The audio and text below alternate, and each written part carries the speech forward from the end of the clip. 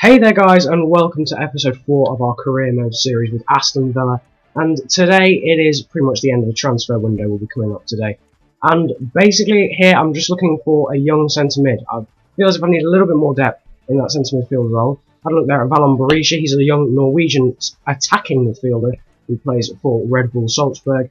Brian Rebella there, Tony Vilhena as well, looking at Josh McEachran just going past. There's a lot of talent actually here that I didn't realise. Not sure whether he's real, that Barcelona guy just gone past, he might be a regen, not entirely sure, but we're going to carry on looking through. Anyway, Marco Banassi there just went past, he's on my shortlist. I brought him on a career mode before with Swansea, he's really talented and gets to an awesome stat. He's 18, he's from Inter Milan. Also Nathaniel Chalobah and Will Hughes there just going past. Now, then I saw this guy, 16, so one of the only 16-year-olds on the game, and then that. 5-star weak foot, 4-star skill moves. I know it's not Ultimate Team, so it doesn't really matter. A huge amount. Ridiculous pace, ridiculous agility, but it's still immense, and I'm sure he'll grow to be a beast. So we'll be looking and signing him. And then Valon Berisha as well, who I've bought before as well. There is a slight problem with Valon Berisha. I like playing with him, but he doesn't really reach a fantastic stat, if you know what I mean. Or he's a bit slow to grow at first, but I don't know what his actual growth is.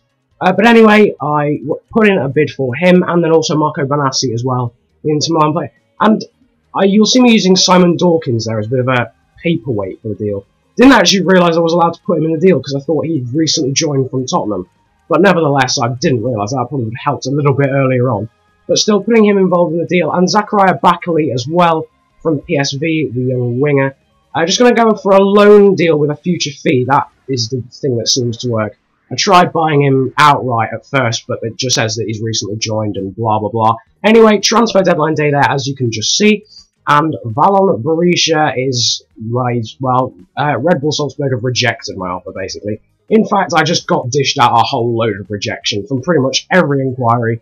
Every bid that I put in, I think, got rejected, even. Anyway, a little bit later on, just accepting a loan offer there for Yakuba still. I don't think he's going to get a huge amount of playing time, so I decided to let him out instead of keeping him, and yet again I just get rejected all over the place. This time again by Red Bull Salzburg. Valon Berisha, again, not worth what I put on the table. I this time go for 3 million. And finally, a little bit later on, that got accepted. I went through for the contract talks, put a 4-year deal on that, and the wages that he was looking for as well, which I think was 9 grand. A little bit later on, Eric Lehigh as well, just getting accepted. He's going out on loan to Ipswich Town. And that was the end of deadline day. I literally ran out of time. It feels like such a noobish thing to do. I ran out of time, and I couldn't sign Valon Berisha. Or Bakali as well. That was quite disappointing. Anyway, they're just looking at the squad report. You can go back and pause that if you missed that. But a lot of growth there. Chaiken Benge, actually, and Marko Arnautovic, who've just gone past there as well, have grown a lot more than I thought they would. I think Arnautovic has gone 2 stats, as has Chaiken Benge and Gary Garner there as well. Benteke at 1, Bannon at 1 as well. And nice to see young Samir Cruz. Hasn't been part of the plans a huge amount. I think he played 1 friendly, but he's gone up as well. There's Simon Dawkins, probably not going to be involved in the plans a huge amount, but he's gone up a stat as well. Andy Marshall, not entirely sure why he's even in the squad, to be quite honest. Shay Given there as well is going down too, which is quite disappointing. And there, the loanees, Chris Hurd's gone at 1. Joe Bennett, in how long? How long? In about half a month, has gone up 3 stats out of Blackburn. That's incredible. But anyway, now it is time for the 3rd Premier League game of the season, and it is against Newcastle here. I'm just sorting out the team, literally, getting it sorted. Barry Bannon there is going to be coming in for Fabian Delph. That's pretty much the only change involved in the whole squad. There you can see is the team. Very strong new signings, Chaiken Benge, Teo and Arnautovic, all in the squad. Actually, I did also bring in Benteke Fagbonlahor, who I didn't really feel was making a huge impact on the team, if you know what I mean. So he's out, Benteke is in, and that is, along with Barry Bannon and Delph, the only changes to the squad. There we go, nice little intro to the game. And here, instantly, Barry Bannon wins the ball. Pretty poor pass from a Newcastle defender. Arnautovic there with a nice ball over the top of Christian Teo. He cuts back, and he is completely floored there by Matteo Debuchy. Not entirely sure why he actually went for the challenge there, but nonetheless, I'm not complaining. Barry Bannon steps up, and he blasts it. Actually, there wasn't an amazing penalty, to be quite honest, and just despair looking at that celebration. I mean, what is even that about? I don't know. But anyway, that's all I could think of to do at the time. And there's some more replays of the penalty. 1-0 it is here, and another chance a little bit later on in the game. I think it's the 53rd minute there. Arnautovic with the shot. A little bit of a scramble there in the area. Stephen Ireland unable to get the ball, and Benteke unable to finish it either. Christian Teo then as well, coming very close, cutting in from the left-hand side on his right foot. His stronger right foot as well. And guys, that was not the most entertaining game I appreciate. I'm sorry, there weren't that many highlights at all. Literally, what you just saw there was all that happened. I think Happy Cisse blasted a shot over the bar as well, just before Teo's chance. But anyway, as you can see here, I bought some scouts. Now, I know people don't tend to do this a lot, but seriously, guys, it does really help. You can get some awesome young players. All you've got to do is just invest a little bit in even a decent scout. Even someone who's, as you can see there, my Romanian guy was only 3-star, 5-star. They don't have to be worth like 7 million quid. You can just get in a pretty average one, and they will bring back some results there. So I've got a Greek guy, he's getting sent out to, I think it was Germany, and my Romanian guy is, weirdly, as you probably might think this is very strange, he's going out to Romania, but that's because he'll bring back more. This is just a little tip, he'll bring back more from Romania because it's his home country. Anyway, I've got some really awesome guys from Romania on a previous career mode as well. So that's a little tip just to go there as well. But anyway, 4th Premier League game of the season is at home at Villa Park against Swansea.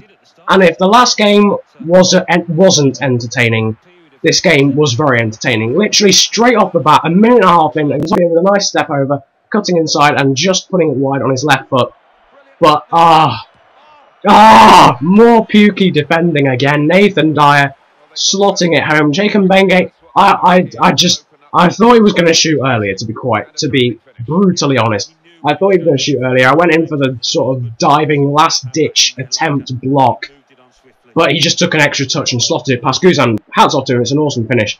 Nevertheless, we came back a little bit later on, Christian Teo crossing the ball in, didn't find anyone, but it does reach Nzogbia on the other side of the pitch, and it's a nice cross in, and a simple header for Marco Arnautovic on the 20th minute. Michel Vorm may be going to be a little bit disappointed, I don't know, but I'm not going to complain. It is 1-1, and after 20 minutes we had 2 goals. In the first game that you saw earlier on, there was 1 goal after 90 minutes, so it was looking good in the goals department here. And Iltai Schechter, again, I just get sold way too easily. 12 minutes only after I equalised. Iltai Schechter, who I was like, why are they starting Iltai Schechter at striker? Because they're starting Dmitry at like centre mid. Oh, and that's evidently the reason why. Iltai Schechter again literally just turns me, and before Kieran Clark can react, gets in a last-ditch slide tackle, but it's not enough. Iltai Schechter right on the verge of half-time. It was literally injury time of the first half. Nice turn and pretty good finish, to be quite honest. But I was a little bit disappointed by Guzan's performance at this point. Now, as you can see, maybe I was wrong. Yes, I think I was probably very wrong. An incredible save there from Brad Guzan, keeping me just about in the game. That would have been 4-1. But there, brilliant play. I think, was it Marco Arnautovic or was it Barry Bannon? Whoever it was, fantastic play. Skipping past the defender and a nice reverse pass for Stephen Ireland to complete the bottom dance there as well after the goal. Great, really nice play. As the first goal we've scored all series has really been actually really nicely well played, I think, anyway. But anyway, that was 3-2. Thought I was back in the game, and as you can see, Swansea go on the attack again. They're a hard team to play because there's 2 types of play on this game.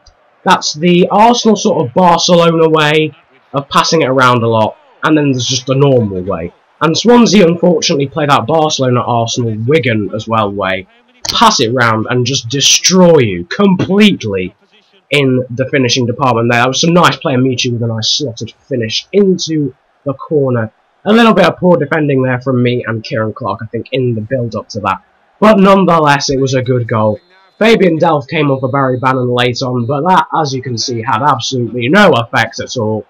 And it ended 4-2, and that's a little bit disappointing at home. To say we've won the last 3 at home at Swansea, I thought we could at least get a draw out of, but hats off to Swansea, they played really well. But anyway, guys, that is about it for this episode. Like, subscribe, and favourite, and do all that awesome stuff if you enjoyed. Have an awesome day, guys. Enjoy yourselves, and goodbye.